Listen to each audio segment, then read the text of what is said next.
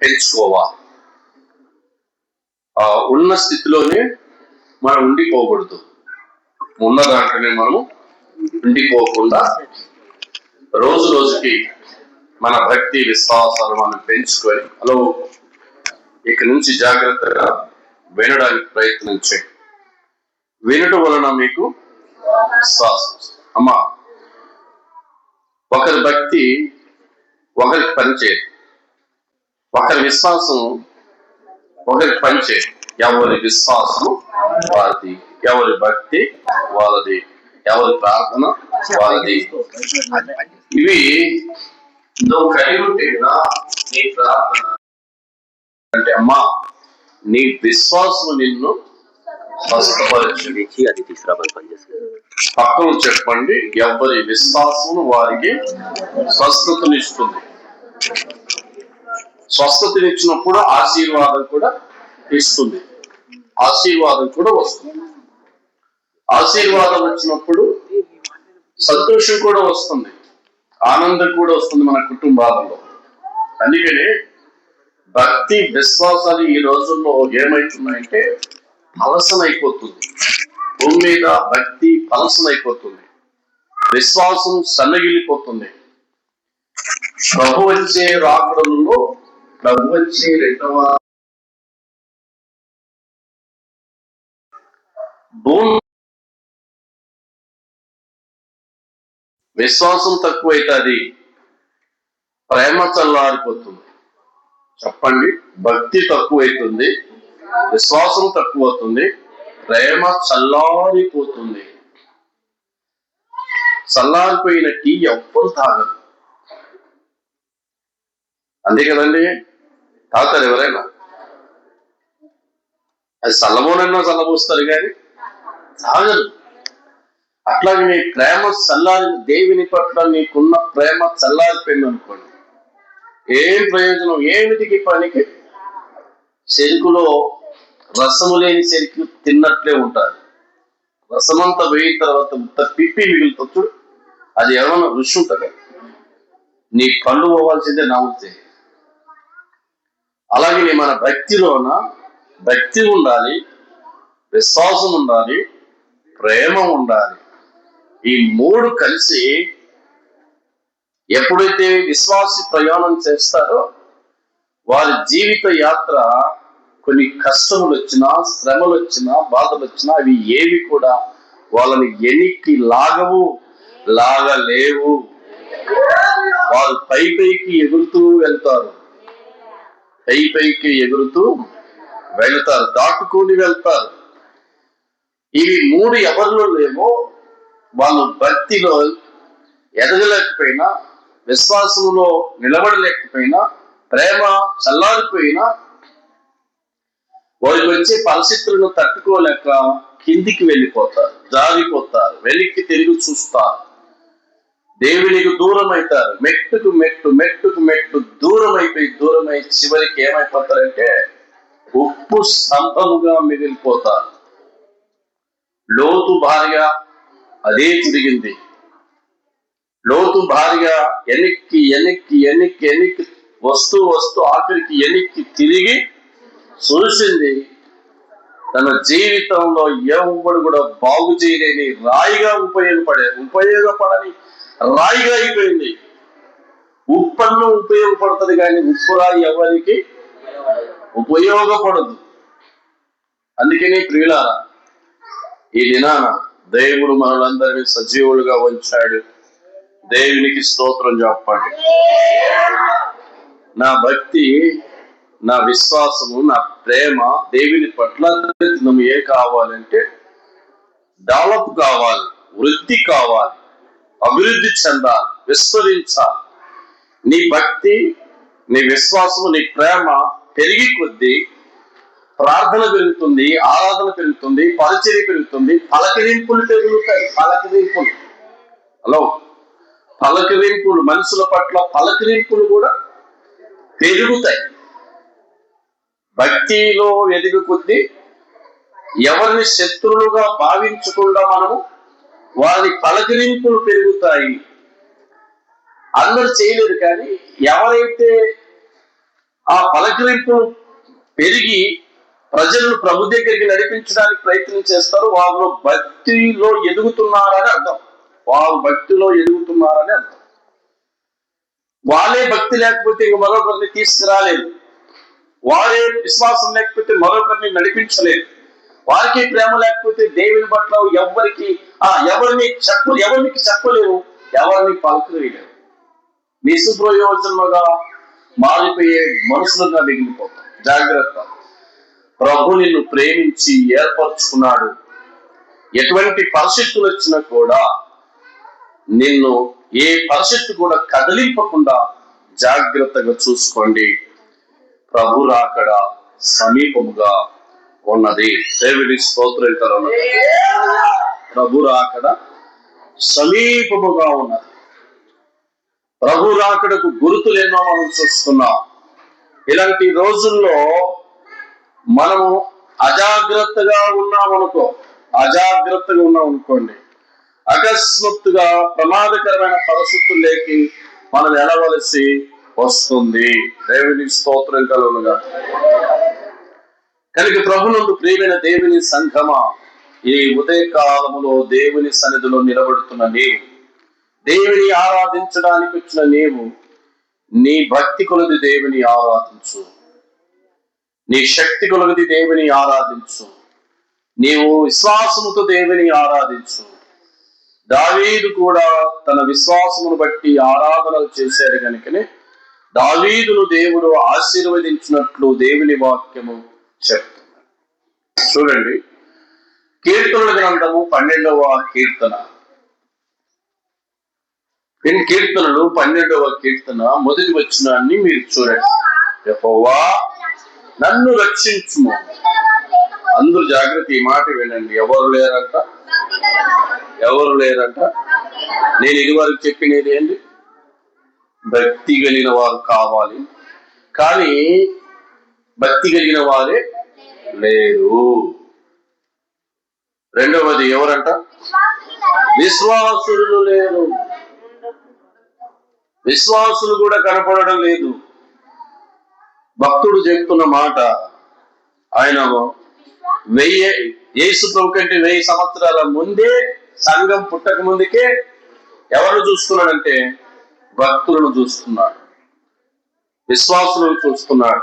పేరుకి విశ్వాసులే గాని వారిలో ఏమి లేదు, విశ్వాసము లేదు. నేతి బీరకాయ అనే పేరే మాత్రం ఉంటుంది కానీ అందులో నెయ్యి ఉండదు, అందులో మనము కాకూడదు. నేతికి బీరకాయ లాంటి వారం కాకూడదు. మనం విశ్వాసులమని పిలువబడినట్లు విశ్వాసం కలిగిన వారమై ఉండాలి. నీ విశ్వాసం వ్యర్థముగా వేయపరచకూడదు. నీ విశ్వాసాన్ని ఉపయోగించినప్పుడు ఖచ్చితంగా దాన్ని అమలు చేసే విధముగా వెల్లడి చేయాలి. అమలయ్యే విధముగా మనం ప్రవర్తించాలి. అందుకని మన విశ్వాసం చాలా ప్రాముఖ్యమైనది. ప్రియులారా, విశ్వాసం అనేది నీకు నీవే కలిగి ఉండేది. అందుకని శిష్యులు యేసు ప్రభుని అడిగారు, ప్రభువా మా విశ్వాసాన్ని వృద్ధిపరచు అని అడిగారు. విశ్వాసాన్ని ఎవరు వృద్ధిపరచాలంట? యేసు ప్రభు ఏం చేయాలంట? వృద్ధిపరచాలంట. రక్తస్రావము కలిగిన స్త్రీకి విశ్వాసాన్ని ఎవరు వృద్ధిపరిచారు? ఆమె వినింది, విశ్వాసాన్ని ఏం చేసింది? పెంచుకుంది, పట్టుకుంది. నేను ఆయన దగ్గరికి పోతే ఆయన వస్త్రాన్ని ముట్టుకుంటే నేను బాగవుతాను. ఆ విశ్వాసం ఇంటి దగ్గర ఉంది, ఆయన దగ్గరికి వచ్చినప్పుడు కూడా ఉంది. మార్గంలో ఆటంకాలు వచ్చింటాయి, కానీ విశ్వాసం ఎవరిచ్చారు ఆమెకి? దేవుడిగా రాగుడులో పుట్టింది. విశ్వాసంలో నీకు నీవే. ఎవరో ఇచ్చిన విశ్వాసం ఎంతసేపు ఉంటుంది? ఎవరో చూపించిన విశ్వాసం ఎంతసేపు ఉంటుంది మనకు? అందుకని నీలో విశ్వాసము వృద్ధిలోనికి తెచ్చుకోవాలి. నీ విశ్వాసం వృద్ధి కావాలి, నువ్వే సాధించాలి. విశ్వాసం వృద్ధి చెందుతుంది అనడానికి ఆధారం ఏంటంటే, నువ్వు ప్రార్థించి ప్రార్థనకు జవాబు వచ్చినప్పుడు నీకు విశ్వాసంలో ఎదుగుతున్నట్టే, నీ విశ్వాసంలో వృద్ధి చెందుతున్నట్టే. అందుకని ప్రియులారా, భక్తుడు ఏమంటున్నట్టే, లోకములో ఎవరు కనబడడం లేదంటే భక్తి కలిగిన వారు కనబడడం లేదయ్యా. భక్తి కలిగిన వారు కావాలి. భక్తి కలిగిన వారు ఏం చేస్తారో మీ అందరికీ ఆ యోగుల గురించి మీరు చదవండి. భక్తి ఉంటే ఏం చేస్తాడో తెలుస్తారు. తర్వాత భక్తి ఉంటే ఏం చేస్తాడో కొర్నేలు గురించి చదవండి. యోగు తెల్లవారుజామున లేచి దేవుని ఆరాధించేవాడు. కొర్నేలు ప్రతి సాయంకాలం 3 గంటల వేళలో ప్రార్థన చేసేవాడు. సాయంకాలం ఉదయం ఎప్పుడు చూసినా 3 గంటల సమయంలో దేవునితో గడిపేవాడు.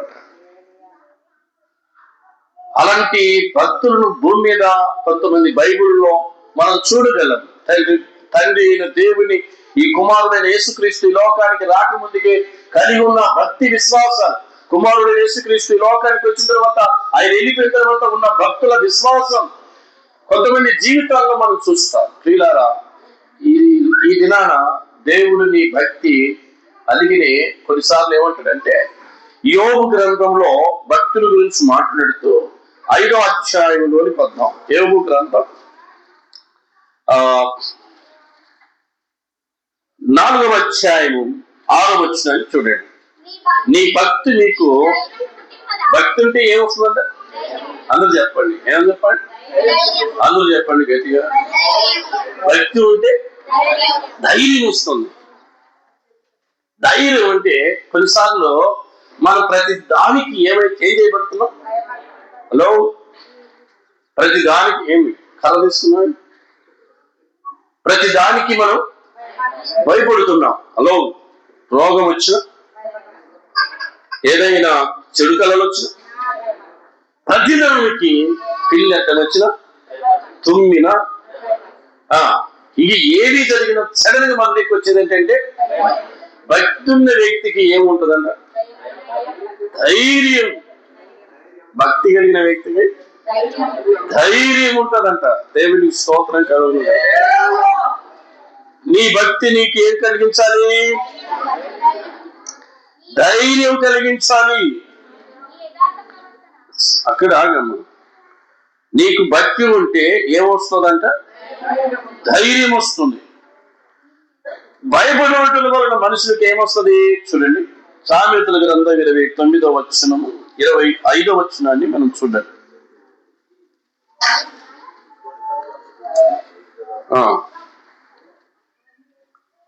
29వ అధ్యాయము 25వ వచనం. భయపడటం వలన మనుషులకు ఉరి వచ్చును. కాదు, చాలా ఆ మాట మాత్రం చాలు. భయపడటం వలన మనకి ఏమొస్తుందంట? అందుకు చెప్పండి, నేను భయపడను. అమ్మా, నేను భయపడను. అమ్మా, నేను భయపడను. ఏ విషయంలోనైనా కూడా భయపడే వాళ్ళతో సోదరులు చెప్తున్నాం గట్టిగా ఉన్నారా? అందుకని ప్రియులారా, భక్తులకు భక్తి పరుడికి ఏముండదంటే, ఓకే, ఒకవేళ అగ్ని గుండమే ముందర పెట్టి అగ్ని ముందర పెట్టి మీరు దేవుని ఇచ్చిపెట్టకపోతే అగ్నిలోకి దొబ్బుతామంటే ఎంతమంది భయపడరు? చౌతలు చెప్పండి. ఆగిపోయినారా? పెడుతున్నారా? స్తోత్రం. బలవంతం వద్దు, మళ్ళీ చెప్తాను. అగ్ని గుండెనే ముందర పెట్టి నువ్వు దేవుని విడిచిపెట్టకపోతే అగ్ని గుండెలోకి తోసేస్తామని చెప్పారనుకోండి, ఏం చేస్తారు? అప్పుడు మీరు చెప్పలేక చెప్తున్నారు. నువ్వు ఒక్కడివే, నీ ఎనుకున్న వాళ్ళు చెప్పట్లా, పక్కన వాళ్ళు చెప్పట్లా. భయపడకూడదు కాదు, నేను భయపడనని చెప్పవే. నేను భయపడను, ఇక నేను భయపడను, కేడు నాద చేసే చెప్పెను మాకు ఏ కేడు చేసే చెప్పెను.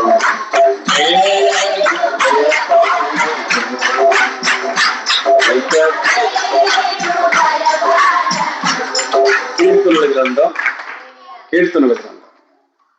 27వ కీర్తన చూడండి. 27వ కీర్తన 3వ వచనం. నాతో యుద్ధము చేయుటకు ఏందంట ఏందంట అమ్మ దండు అంటే తెలుసా? చీమల దండు. అంత సైన్యము నాతో యుద్ధం చేయడానికి వచ్చినా, అందరూ చెప్పండి ఏమంటున్నాడు? యుద్ధము చేయడానికి దండు దిగిన నేను, అగ్ని గుండములో పడవేసిన మేము. దానియేలు గ్రంథములో ఆ మాట ఉంటారు. అరే నేను నియమించిన బొమ్మకి మీరు మొక్కకపోతే తీసుకుపోయి అగ్నిగుండలు వేస్తారంటే అప్పుడు అన్నారు ఏమో తెలిసిన, నెబుకద్నెజరు నీకు బదులు చెప్పాల్సిన అవసరము మాకు లేదు.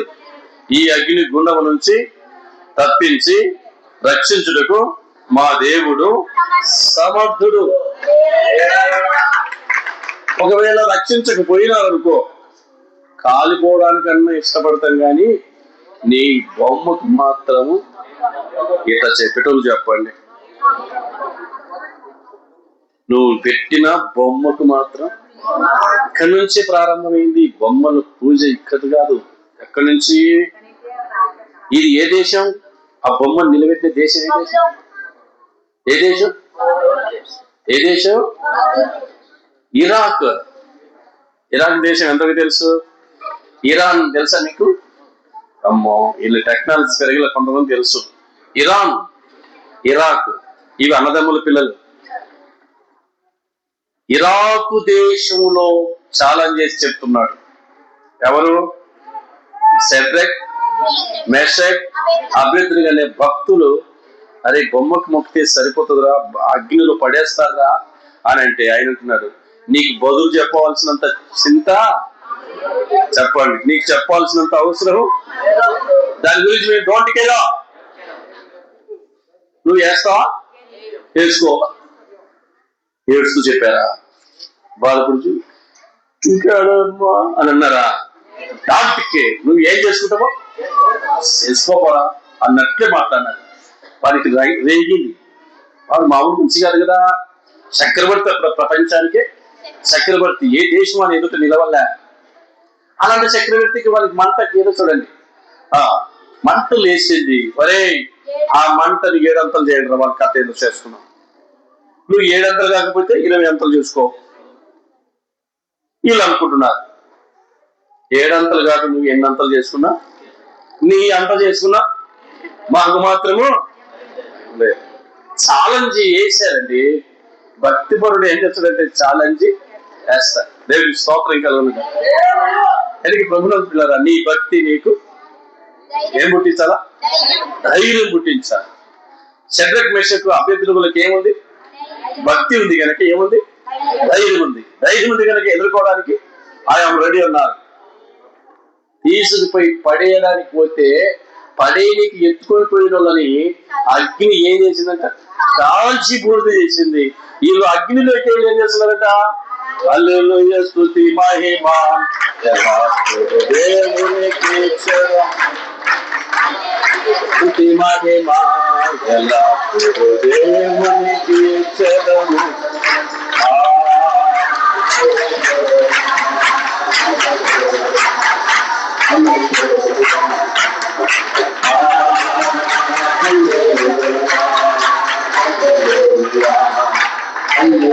దేవుడి స్తోత్ర. ఏడ మందిరంలో పాడుతున్నారు వాళ్ళు, మనమైతే మందిరంలోనే పాడలేక దేవుడి స్తోత్రం కలు. అగ్ని జ్వాలలంట వాళ్ళని చాలలేకపోయినాయంట. నిలువెల్ల కవచం ఉంది వారికి. ఏ కవచము? దేవుని కలిగిన కవచం, భక్తి కవచం, విశ్వాసం అనే కవచం ధరించుకున్నారు. వారిని అగ్ని ఏమి చేయలేకపోయింది. ప్రియులారా, ఈ దినాన నీకు భక్తి ఉంటే ఏ శ్రమనైనా తట్టుకొని నిలబడి జయించగలవు. అందుకని నువ్వు ధైర్యంతో నీవు చెప్పగలిగినట్టుగా విశ్వాసం కలిగిన వారమైన కనుక నీ విశ్వాసమే నిన్ను స్వస్థించు. నీ విశ్వాసమే నిన్ను కాపాడుతుంది. నీ విశ్వాసమే ముందుకు నడిపిస్తుంది. భక్తి తగ్గకూడదు, విశ్వాసం తగ్గకూడదు, ప్రేమ అసలు ఆ 3 కలిగిన వారు ప్రభు వచ్చినప్పుడు ప్రభుని కలుసుకుంటారు. ఈ 3 ఉండాలి. భక్తి ఉండాలి, విశ్వాసం ఉండాలి, ప్రేమ ఉండాలి. లాస్ట్ లో ప్రకటన గ్రంథంలో నీ ప్రేమ, మొదటి ప్రేమ పోయింది లేదో, మొదట ఉన్న విశ్వాసము లేదో, మొదట ఉన్న భక్తి లేదు. ఈ రోజు నువ్వు పెంచుకుంటే దేవుడు తిరిగి నిన్ను మరలా నీకు మునుపటి కంటే అధికమైన మేలులతో దేవుడు నింపబోతున్నాడు. మునుపటి కంటే అధికమైన. కనుక ప్రభునందులారా, లోకంలో ఎన్నో బోధలు ఉంటాయి. మన బోధ దేవుడు నాకు ఏం చెప్పమంటాడు అదే చెప్తాను. మిమ్మల్ని భక్తులు పెంచడానికే ప్రయత్నం చేస్తాను. భక్తులు ఎదగడానికే మందిరానికి రావాలి. దేవునితో సహవాసం చేయడానికి, ఆయనతో మాట్లాడడానికి మందిరానికి రావాలి. పొద్దు ఒక అలవాటు ఆచార ప్రకారంగా మందిరానికి రాకూడదు. దేవుని స్తోత్రం కలుగునుగా. దేవుని కలుసుకుందాం. అందరూ చెప్పండి, దేవునితో మాట్లాడదాం. మరి ఆరాధనను దేవుని దగ్గరికి పంపుదాం. అందరూ లేచి నిలబడదాం. అందరూ కూడా లేచి నిలబడదాం. రోమాపత్రిక ఉత్తర పత్రికల వాక్య భాగం